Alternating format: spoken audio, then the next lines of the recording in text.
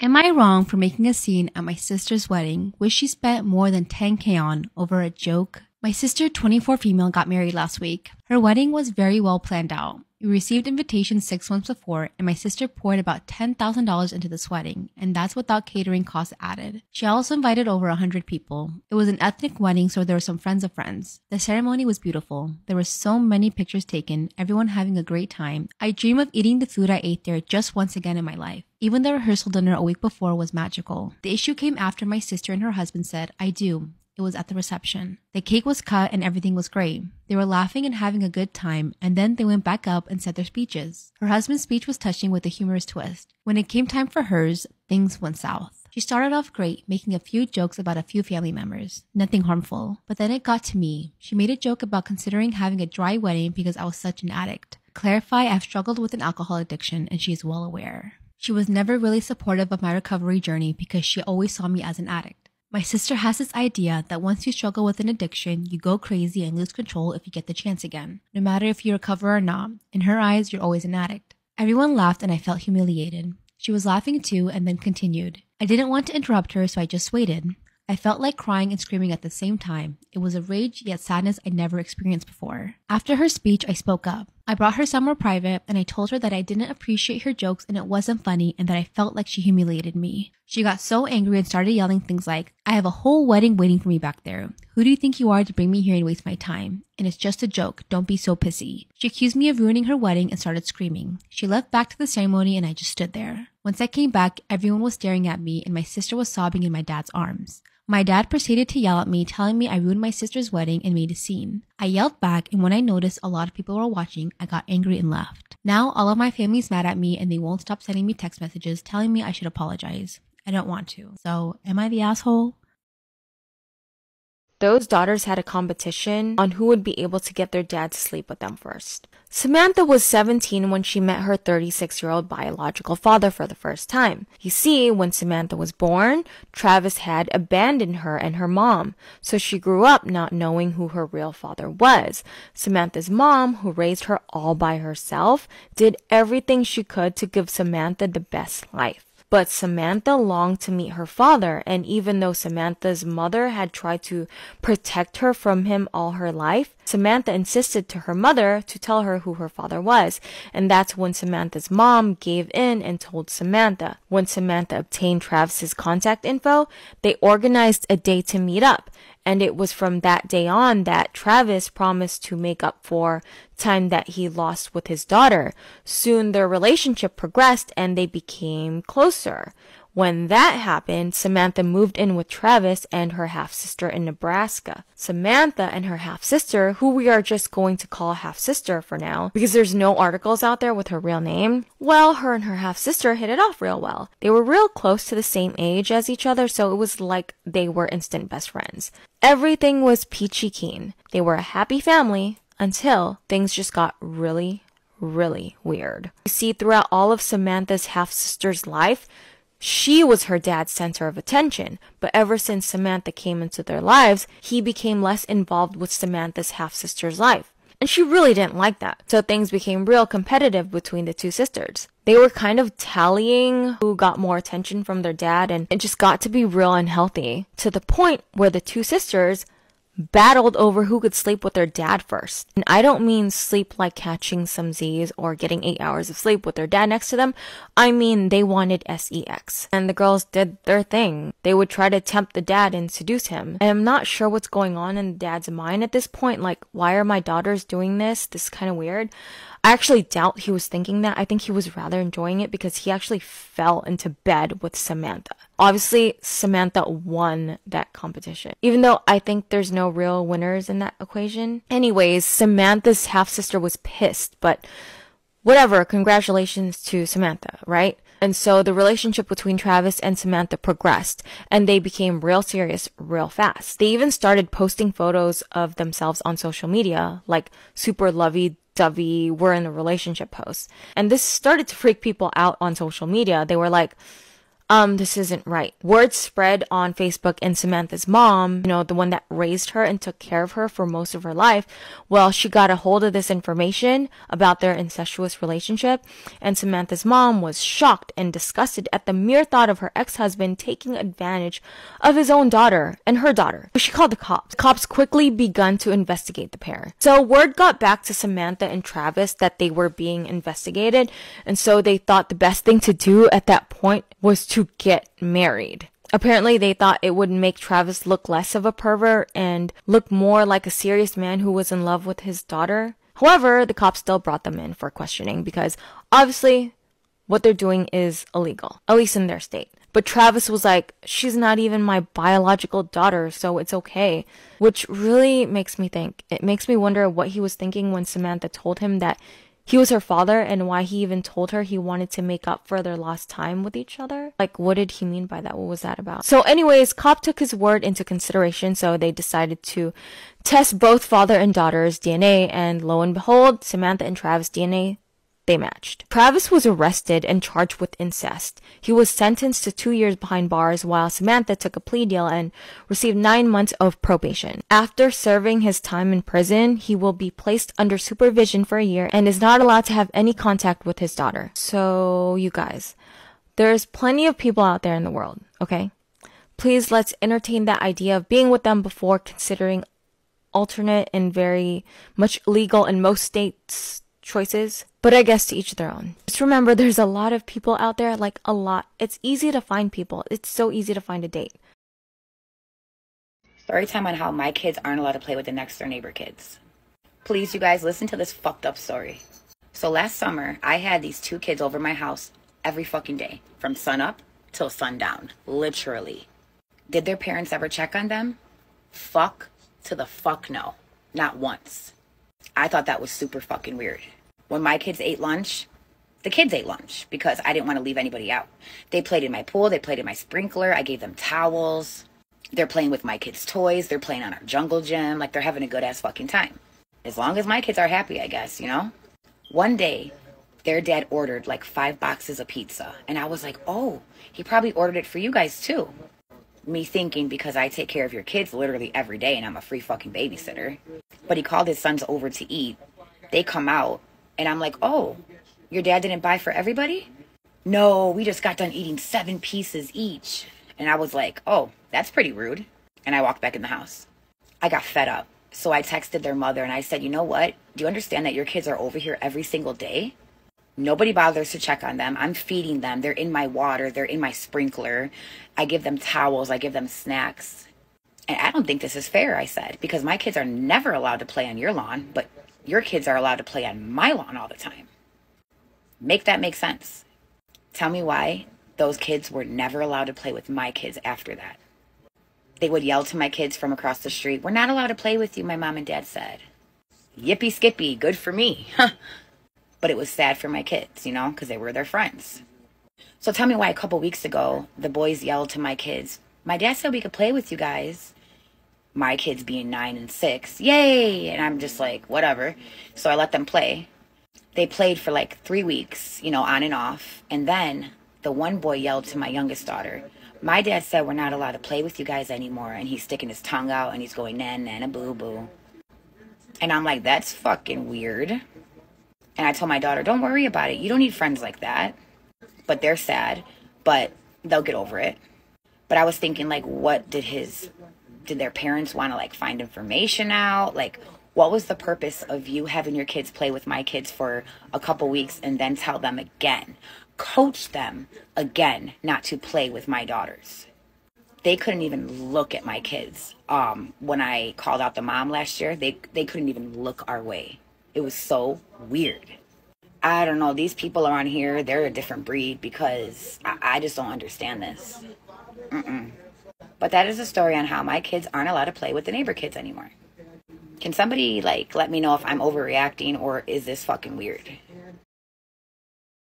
Put a finger down if one time you were going on a first date and the guy asked if you wanted to be picked up, but you didn't know him well enough yet to feel comfortable getting in the car with him, so you say, no, I'll just meet you there. You guys settle on a sushi restaurant, and so on the day of the date, you're sitting in your car in the parking lot at the sushi restaurant because he's running late. So you get a text from him saying, hey, I can't find the parking lot. So you're giving him directions over text message to the parking lot. Then he finally makes it. You guys meet at the door, and then he says, hold on, I don't have my ID with me, and it's been a day, and so I want to have a drink. And so you say, okay, now what? He says, well, my house is 15 minutes away, and I don't want to just leave you here, so you want to come with me? And you're like, okay, sure. So you get in his car to drive to his house 15 minutes away, thinking, what if I just made an awful decision because I had the rule against getting in people's cars without knowing them? But it's actually going okay. And then you pull up to the entrance of the neighborhood, and there's a security checkpoint at the entrance with security guards that are checking every single car coming into the neighborhood. And you think to yourself, what kind of guy is this to have security at the entrance to the neighborhood like this? And then he says, F, security's not going to let us into the neighborhood because I have you in the car, so I got to go around the corner real quick. So then he goes around the corner, parks on the side of the main road, and says, I'll be right back. Gets out of the car, hops the wall, leaving you in the car on your own. And you think to yourself, he just left me in the car on my own with the car running, car keys, and everything. I can totally steal this right now if I wanted to. But you don't do it. And then he comes back, gets back in the car, and says, oh, cool, you didn't steal my car. And you're like, yeah, thought about it though. So he drives you back to the restaurant, and once you get there, it turns out the sushi restaurant you were originally going to go to is closing within 30 minutes, so you have to pick somewhere else. You settle for a Chili's nearby. You go to the Chili's, and as soon as you get to the Chili's, he orders 3 lemon drops for each of you. So you're sitting there tipsy as fucking at Chili's, and then he starts asking you questions that you don't normally ask on a first date. For example, are you actually HIV negative? But you look past the red flags, because so far he's been a cool guy, and you also don't have access to your car because he drove you to the Chili's and you don't have a way out of the situation, which is why you wanted to meet him in the first place. But it's okay. So then you finish up at the Chili's, and he asks if you want to go to the arcade across the street, and it's after 10 p.m. at this point, but you don't have anything to do because at the time you're unemployed, and so you say, okay, sure, why not? So you guys get in his car again, go to the mall across the street where the arcade is. He floors it as soon as he gets into the mall parking lot. Bro is doing donuts in the empty mall parking lot, and you're just sitting there laughing because you're actually having a little bit of fun at this point. And he goes, why are you laughing? This normally scares people. And you're like, oh, you normally do this on first dates? So as soon as he's done drifting his little heart out, you guys get out of the car, go to the arcade, and then you play some games. You play a racing game, which you kick his butt in, annihilate him, get first place, he gets 9th. He punches the machine, gets really mad and punches the machine, and it kind of gives you the ick. So after that, he goes, you know what, it's kind of late, we should get going. And you're like, yeah, I've had enough fun at this point. So you guys get in his car, he drives you back to your car, which is still parked at the sushi parking lot, but then you still hang out in his car, talking, and having a good conversation, actually. But then he gets approached on his side of the car with a dude knocking on the window, so then he rolls down his window and goes, hey, we're trying to fuck! So then the dude runs away, yelling slurs at you guys, and then he rolls up his window and turns to you and goes, don't worry, we're not actually going to do that, I just wanted to get rid of him. And then you're like, oh, thank God. So you're still sitting there talking, and then not long after that, his car gets approached by a woman this time, again, on his side of the car. So then this time he rolls down the window and he's like, hey, we're trying to talk, what's going on? And she's like, I need help, my car just broke down in the middle of the intersection there, which her car was actually broken down because the battery had died, in the middle of an intersection not far from where we were parked. So he's like, F, let's just go do it really quick. So then we go to jump her car, and then we get approached by 2 more individuals while we're jumping her car. So the guy that you're on a date with is sitting there trying to figure out how to jump this woman's car. One of the individuals that approached you guys is pushing a lawnmower. It's a bright orange lawnmower. The other guy is holding a Sonic cup that has liquids that we are assuming was not a Sonic beverage, based on the way that these 2 guys were acting, if you know what I mean. So one of the guys that approaches you rearranges the cables between the cars, and the guy that you're on a date with goes, hey, don't touch that. He's like freaking out a little bit. But then, turns out, the lady's car actually jumped after that. The guy with the lawnmower fixed it. So then, you guys leave before you can engage in any further conversation with them. He goes to park in a different area because you guys were still talking and wanted to continue the conversation. So you're in a different part of the mall parking lot, sitting there, talking again for a while. And then, you get approached by mall security in the little mall security van with the lights flashing and everything. This time it's on your side of the car, so you roll down your window, and mall security is literally just checking on you. They go, hey, I've seen you guys parked here for a little while and wanted to make sure everything's okay. And he's like, oh yeah, we're good. And at that point, you're starting to wonder, is this the universe throwing signs at me that I need to get out of this situation? So then you're still sitting there talking when all of a sudden you get approached by the dude that had the lawnmower, the dude from earlier, and he approaches your side of the car this time and he tells you guys, hey, her car needs to be jumped again. It broke down again. He asks if you'll go back to help, but then the guy that you're on a date with says, you know what? Mall security is right over there. Points to the poor mall security van that was being driven by a zooted, forgot to mention that part, zooted out of his mind 18-year-old dude. So then the dude with the lawnmower goes to talk to mall security, tells you a little bit about his life, a little more than you would like to know, actually, but he still went to talk to mall security. And at this point, you're realizing the universe is throwing signs at you, one after another, that you need to get out of this situation. So then at this point in time, you tell the guy, you know what, it's actually really late at this point because it is actually 3 in the morning. So then he drives you back to your car, you say, hey, maybe some other time, and you leave. Still text for a little while after that. He starts to get really needy, kind of freaks you out a little bit. And then you stop talking for a little bit. And then out of nowhere, he tells you he's in Pennsylvania. And you're never going to see him again. I hate neutral friends, and I will never have another neutral friend in my life, because a friend to all is most certainly a friend to none. And most times when people say, oh, I can't pick a side, 99% of the time they've chosen a side and it's not yours. I once had a friend who was like a sister to me. And when I mean sister to me, I literally decided on going to the exact same uni that she was going to. And there were many life decisions I literally made based on her when I was younger. It was so bad. Even when I would go shopping, I'll buy matching outfits. Like if I buy something for myself, I'll buy it for her too, because I wanted us to always match. I loved her very, very much, and she knew that. So it started dawning on me that maybe she didn't love me as much. The friendship eventually started feeling quite one-sided. For whatever reason, I just kind of felt it dwindling, and she was quite secretive, and I didn't know the reason why. I was constantly looking for answers, constantly wondering like what had happened between us, only for me to find out that homegirl has been visiting my man. Homegirl been seeing my man without letting me know, cooking for him, even though she had never cooked for me in her whole life. Homegirl had a whole ass plot on how she was going to steal my man. I was very confused. I didn't know what to do. Imagine finding out someone that you took as close as a sister is literally out here trying to take your man, and maybe that's why she's not that close to you anymore, because it just started happening out of nowhere. I'm sitting down there wondering like, what's going on with the friendship? Did I do something wrong? Whole time homegirl trying to take my man. He can be taken though. Any man that wants to be taken can be taken. A hopeless lover girl when it comes to my friends. Like, I love my friends. As much as our friendship wasn't the same, I did not end that friendship with her because she was like a sister to me over a guy. I was like, I don't know, this guy must have told her some lie. I didn't want to believe that she would do that to me, because initially I was like, oh my god, I'm not gonna let go of my friend over a man. Keep patching on with this friendship, and eventually something happens. There's some kind of scandal or issue that I'm not even aware of. Some girls have said I've said or done something. I don't know what the story is. Quite frankly, couldn't care. But what was important to me at that point in time was they had called my friend who's like my sister that's trying to steal my man. But what's interesting, they didn't call me to tell me.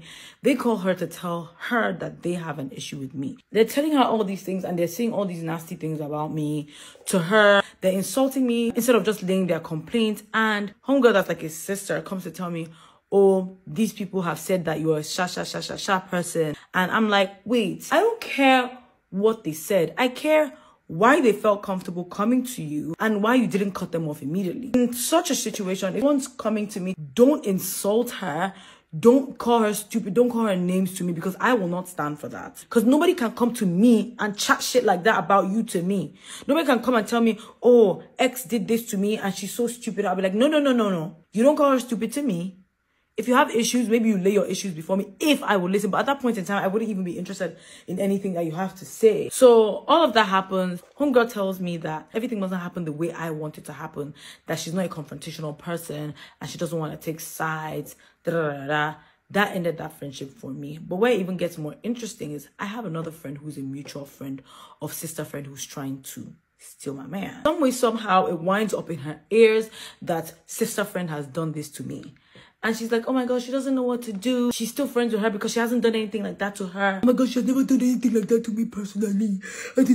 So she can't pick sides. And I said to myself, a friend to all is a friend to none. I have to cut all of these people off. Somebody doesn't need to do something personally to you for you to pick a side. And when you stay neutral at the face of serious issues like this, it means you was never my friend. Firstly, neutral friends are either cowards or they have no moral compass. And I don't know which one scares me more. If someone has done something so gravely wrong to me, such as try to steal my boyfriend, I would expect you to know what is right and what is wrong and to stand up for the truth. I'm not asking you to pick a friend.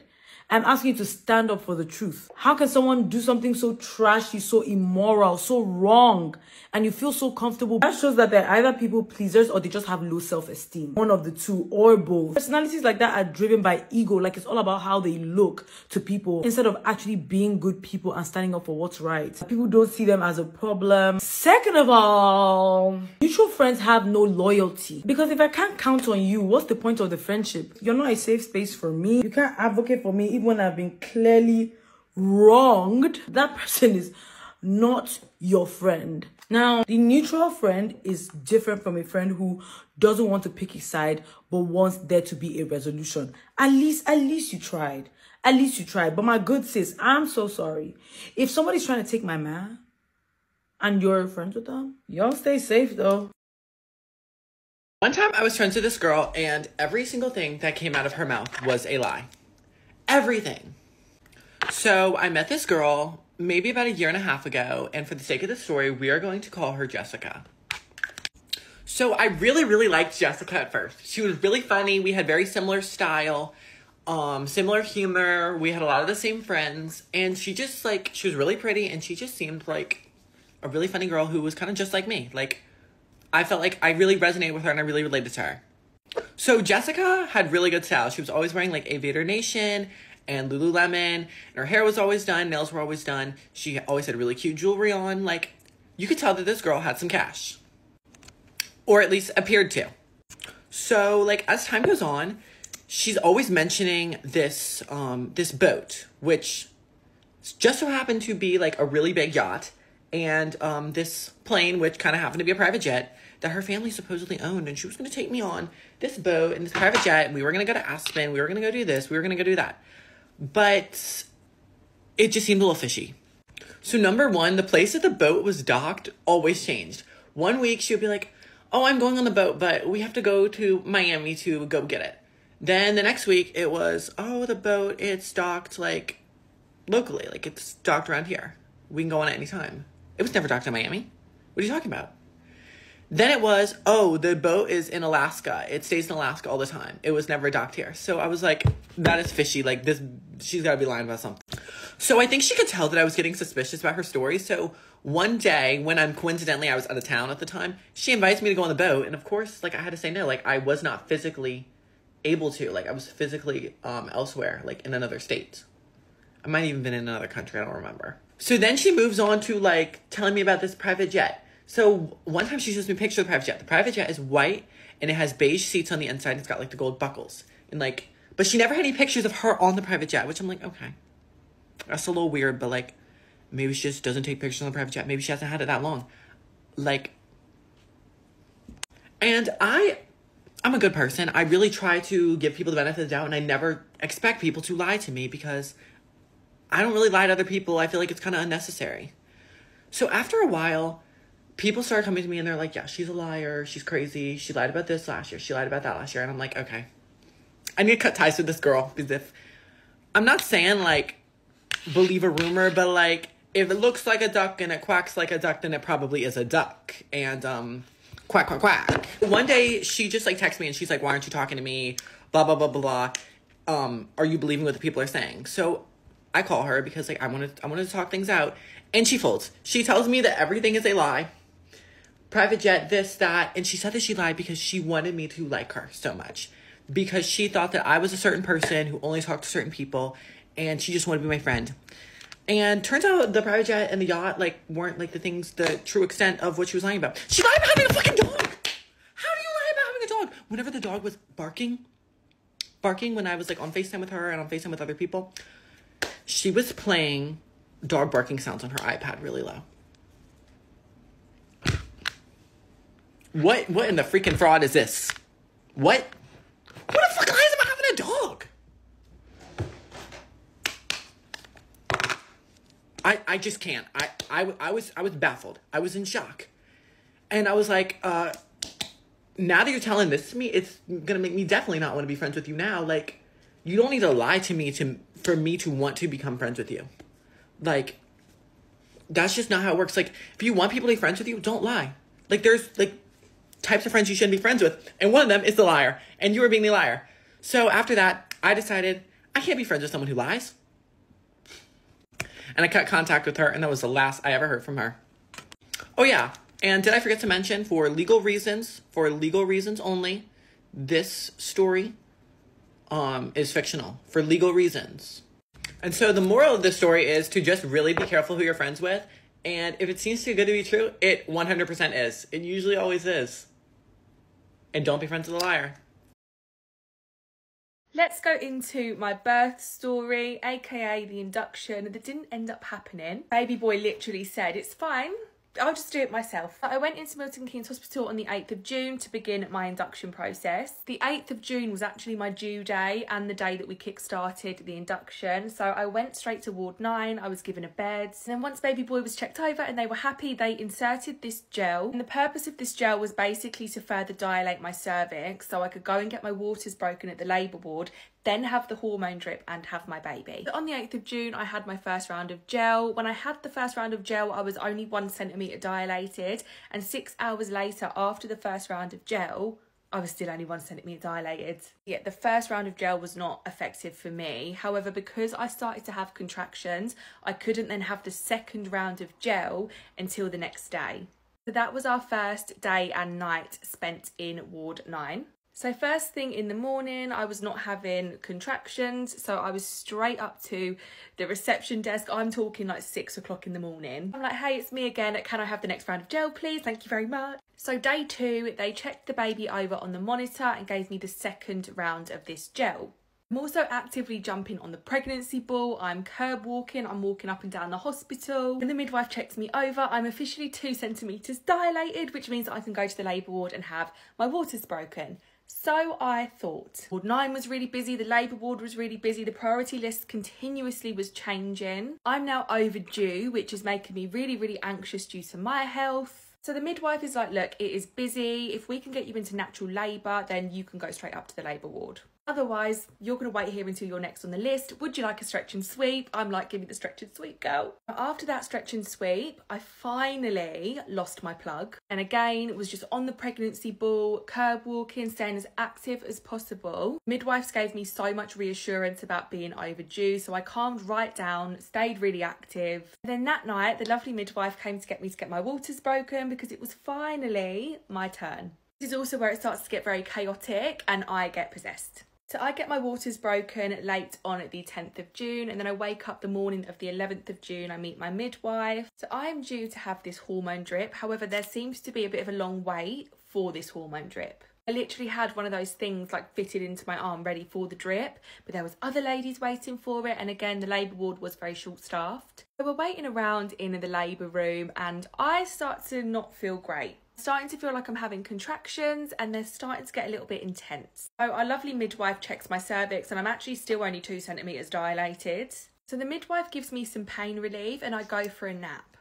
When I wake up from the nap, I'm the exorcist. I was in so much pain, I could not bear it. So I called the midwife, she's come in and is like, look, it's not been that long, you're still 2 centimetres dilated. And I'm like, babes, unfortunately, I would like to disagree. This does not feel right. I feel like my baby is coming now. Please, can you check my cervix? Bear in mind, this nap couldn't have been any longer than an hour. So when I asked her to check my cervix, she's kind of explaining, look, there's a lot of infection risks if I keep doing this. At this point, my boyfriend is my voice because I'm rolling around like I've been set on fire. He's like, look, can you please just check at least to see if she's further enough along for an epidural, because I know what she's like, she's not coping well. So she finally gives in and checks for me to see if I'm dilated enough for at least an epidural. Turns out when she checked, I'm nearly fully dilated. So not only am I dilated enough for the epidural, but it's almost game time, as in I'm nearly ready to start pushing. So luckily there was an anaesthetist available, so I was able to have the epidural. I just made it. So I started pushing at just after 8 o'clock and I was meant to have been given until 9 o'clock before doctors had to intervene. However, they did give me until 9:30. The doctors were literally at the door and I had the baby at 9:29. So proud of myself because it literally was with 1 minute to spare. The reason I was given extra time is because when the head midwife had a look, she said, like, if you just give her a cup, she'll be able to get this baby out herself. So with the cuts and the grazing, got baby boy out at 9:29. Literally the most magical, precious moment of my whole life. Literally replay it over and over in my head like I cannot believe I did it. He is so perfect and we are just in love on a different level. So yeah, even though I did have the gel and my waters broken, I didn't need the hormone drip because he just ended up coming out himself. Literally the best day of my life. He had his sugars checked, which he passed, so we were literally out of the hospital by 1 o'clock the next day. So that's my birthing story. Let me know if you have any questions. Love yous.